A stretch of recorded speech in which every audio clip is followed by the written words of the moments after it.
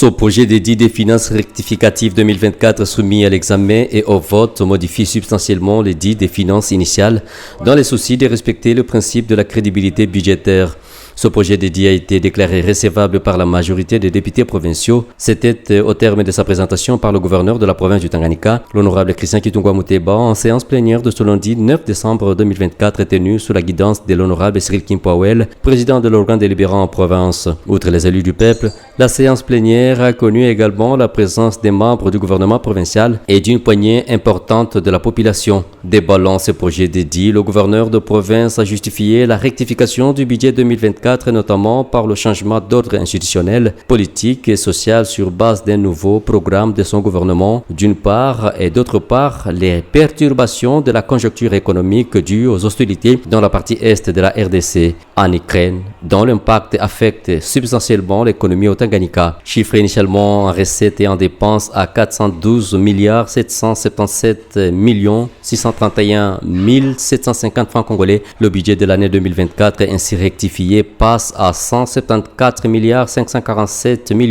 346 130 francs congolais, dégageant ainsi une régression de 136,48% par rapport au budget initial. Ce chiffre pourra connaître des modifications après le passage au crible de ce projet d'édit par la commission ECOFIN. L'édit initial de la province du Tanganyika a été substantiellement affecté en recettes et en dépenses suite à une succession de facteurs qui ont conduit à la rupture de son équilibre. Parmi ces facteurs, il y a notamment la conjoncture économique et financière de notre province, impact par les facteurs internationaux et nationaux tels que la guerre de l'Ukraine et le relancement de la croissance dans plusieurs grandes économies du monde. Au niveau national, la réorientation de la politique économique, notamment budgétaire, consécutive à un changement d'ordre institutionnel, consécutive à la politique et sociale, ainsi que le conflit à l'Est, qui ont également pesé sur l'économie, entraînant une baisse, j'y arrive, de recettes fiscales.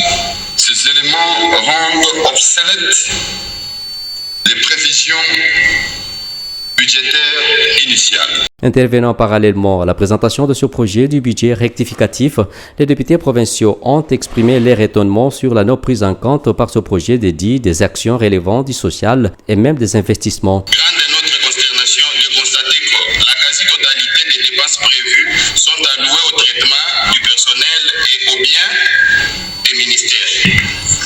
Je voudrais un peu savoir les timings impartis pour le projet de construction d'ouvrages hydrauliques, hydroélectriques prévus dans les territoires de Manono et Amoba.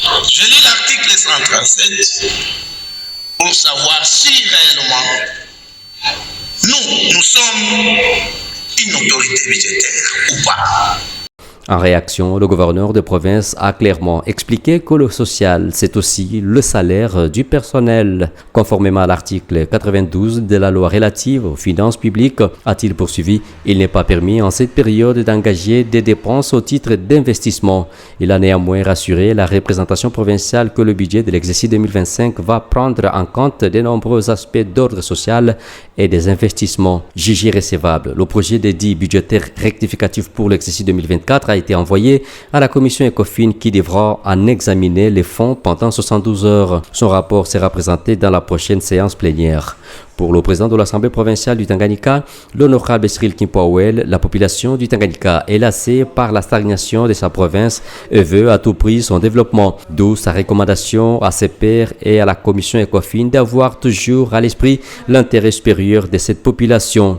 face à cette réduction des recettes qui a occasionné ces collectifs budgétaires, ce projet de dit des finances rectificatives reconfigure la politique budgétaire initiale en priorisant les dépenses sociales, sécuritaires et celles porteuses de croissance en cohérence avec les priorités définies dans le programme d'action du gouvernement.